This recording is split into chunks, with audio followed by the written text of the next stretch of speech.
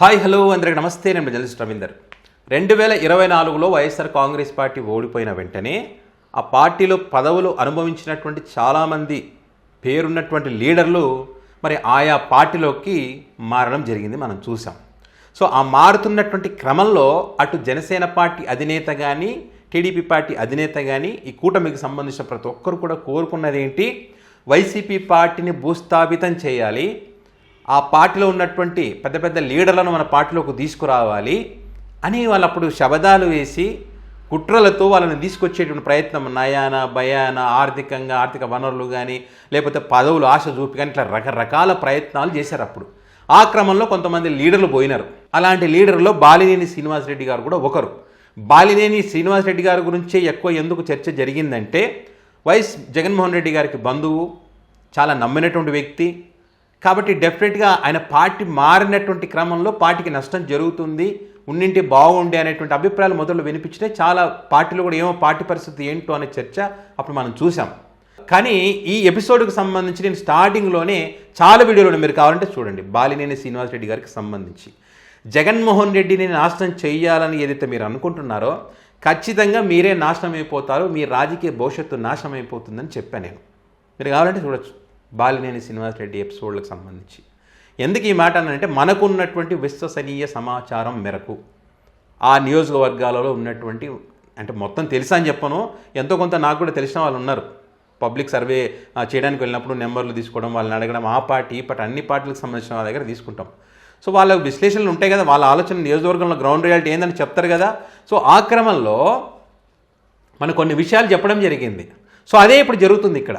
ఇప్పుడు ఏదైతే బాలినేని శ్రీనివాసరెడ్డి గారు దామచర్ల జనార్దన్ రెడ్డి గారికి సంబంధించినటువంటి అవినీతి జరుగుతుంది, కోట్లు సంపాదిస్తూ ఉన్నారు, అన్ని స్కామ్ జరుగుతూ ఉన్నాయి, స్కామ్లు ఉన్నాయి, ఏమంటారు కమిషన్లు కూడా ఎక్కువ దండుకుంటున్నారు అనేది చెప్పారో, దీనికి సంబంధించినటువంటి చర్చ మొదలైన తర్వాత ఈ కూటమి పార్టీ లీడర్లు కానీ, అంటే అధినేతలు పవన్ కళ్యాణ్ గారు చంద్రబాబు గారు చేయాల్సింది ఏంటి, బాలినేని శ్రీనివాసరెడ్డి గారు చెప్పింది నిజమా కాదా, దామచర్ల నిజంగానే అంత అవినీతి చేశాడా అని దానిపైన విచారణ చేసి, ఆ విచారణ చేసిన తర్వాత ఆయన అవినీతి చేయలేదు అనుకుంటే ఎస్ దామచర్ల అవినీతి చేయలేదు, బాలినేని ఈ రకంగా ఆరోపణలు చేయకూడదు, సో ఇప్పుడు ఆ రకంగా చేయకపోయినా చేశారని ఆరోపణలు చేస్తున్నారంటే అప్పుడు వైసీపీ కోవట్టు అని చెప్పాలి మీరు. ఇది ఏది చేయకుండా వైసీపీ కోవట్టు జగన్మోహన్ రెడ్డి గారు చెప్పినట్టే బాలినేని గారు మాట్లాడుతున్నారంటే అసలు వైసీపీకి ఏం సంబంధం అండి ఇక్కడ? మీరు అవినీతి చేశారా లేదా అన్నది కదా చర్చ ఇక్కడ. దాని గురించి కదా మీరు చర్చించి విచారణ చేపట్టి బయట పెట్టాలి నిజాలు. అది వదిలేసి ఇట్లా వైసీపీ కోవటని చెబుతూ దీనివల్ల టీడీపీ పార్టీకి నష్టము, జనసేన పార్టీకి నష్టము, కాబట్టి మీరు సైలెంట్గా ఉండండి, మీరు అవినీతి చేసుకుంటే చేసుకోండి అనే యాంగిల్లో మాట్లాడుతూ ఉన్నారు. ఒకప్పుడు వీళ్ళు ఏం చెప్పారంటే, బాలినేని శ్రీనివాసరెడ్డి గారు పార్టీ మారిన వెంటనే ఆహా ఓహో వైసీపీ పార్టీ అయిపోయింది, వైసీపీ పార్టీ మూతబడబోతూ ఉంది, జగన్మోహన్ రెడ్డి జీవితం నాశనం, లండన్కి పారిపోబోతున్నాడు, ఒక 2-3 జిల్లాల్లో బాలినేని శాసించబోతూ ఉన్నాడు అని చెప్పారు. మరి అన్ని డైలాగులు చెప్పినటువంటి మీరు ఇప్పుడు ఎట్లా అండి, మరి బాలినేని శ్రీనివాసరెడ్డి వల్ల మరి 2-3 జిల్లాల్లో ప్రభావం చూపిస్తుంది, నష్టపోతుంది, కూటమి నాశనం అయిపోతుంది, ఆల్రెడీ సగం గ్రాఫ్ పడిపోయిందని ఎట్లా చెప్తారు మళ్ళీ ఇప్పుడు? అంటే అక్కడ గ్రాఫ్ పడిపోయిందన్నమాట వాస్తవం, నిజంగానే. కాకపోతే వైసీపీ కుట్ర వల్ల పడిపోయిందని చెప్పి అంటారు. అసలు వైసీపీ కూటమిని విడగొట్టాల్సిన అవసరమే లేదు. ఇప్పుడు ఇక్కడ జరిగినటువంటి విషయాలు వాస్తవం అని చెప్పి జనసేన పార్టీకి సంబంధించినటువంటి వాళ్ళే చెప్తా ఉన్నారు. సో ఇక్కడ బాలినేని శ్రీనివాసరెడ్డి గారిని జనసేన పార్టీలో కొంతమంది ఇష్టపడతారు, కొంతమంది ఇష్టపడరు.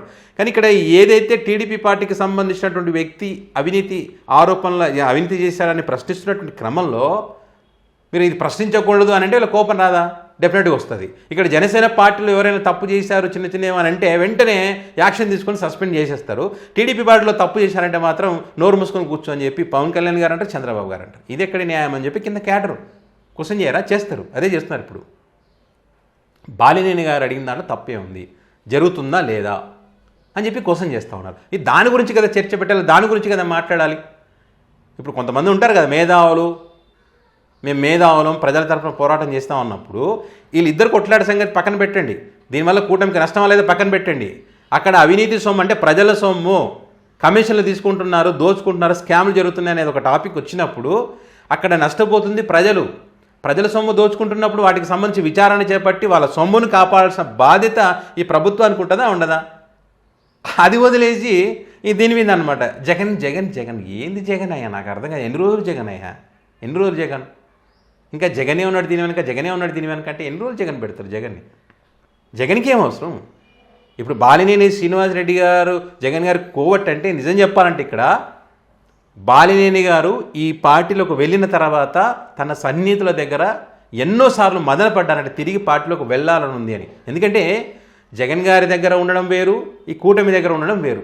ఇక్కడ ఆలోచనలు వేరు, అక్కడ ఆలోచనలు వేరు. ఇక్కడ చూడండి, ఇక్కడికి వచ్చిన తర్వాత ఏమైనా గౌరవం ఉందా? మీరు, నేను చెప్పడం కాదు, మీరు కల్లారా చాలామంది చూసే ఉంటారు కదా.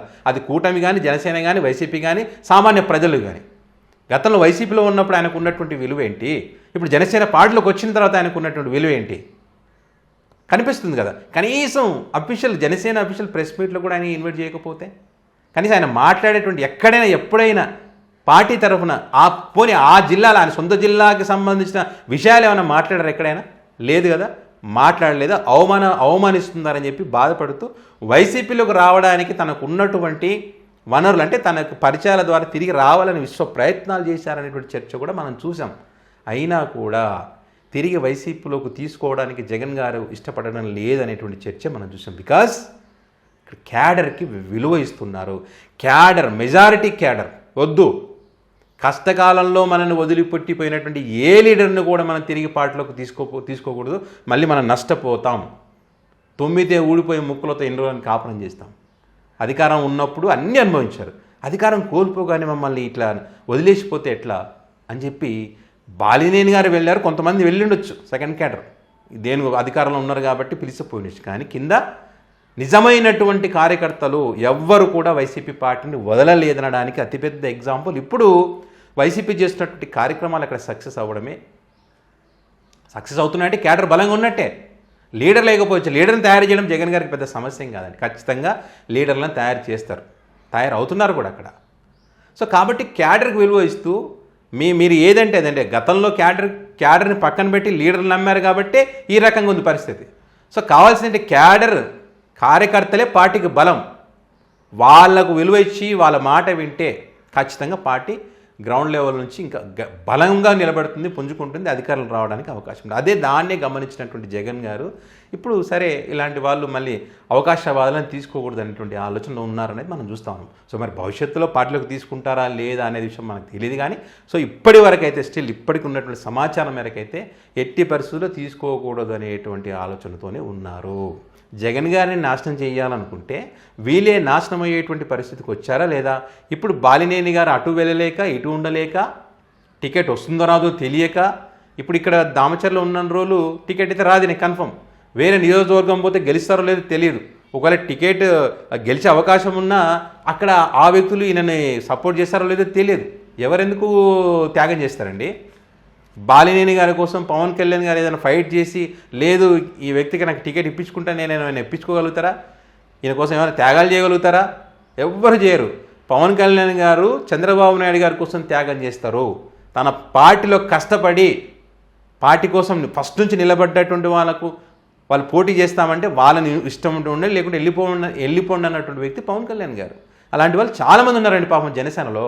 జెండా మోసి ఎన్నో కష్టాలు పడి కేసులు పెట్టించుకొని ఆస్తులు పోగొట్టుకొని అభిమానంతో పార్టీ కోసం పార్టీని బలంగా పబ్లిక్లోకి తీసుకుపోయినటువంటి అభిమానులు నిజంగానే ఉన్నారు.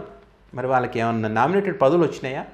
రాలేదు కదా, ఏమీ లేదు. వాళ్ళకి ఏమన్నా అంటే ప్రశ్నిస్తే వీడు కోబట్టు, జగన్మోహన్ రెడ్డి కోబట్టు వీడు, వైసీపీ కోబట్టు వీడు. నిజమైనటువంటి అభిమానులు కూడా అదే రకంగా.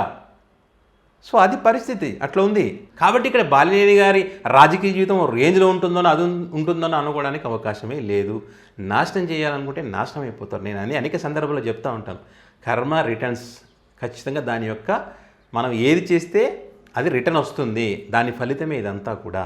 మరి నిజంగానే గ్రౌండ్ రియాలిటీ ఏంటి అక్కడ ఒంగోలు కానీ ప్రకాశం నెల్లూరు జిల్లాలో ఏ రకమైనటువంటి పరిస్థితులు ఉన్నాయి అనేటువంటి విషయాలకు సంబంధించి మీ అభిప్రాయాన్ని కామెంట్ రూపంలో పెట్టగలరు.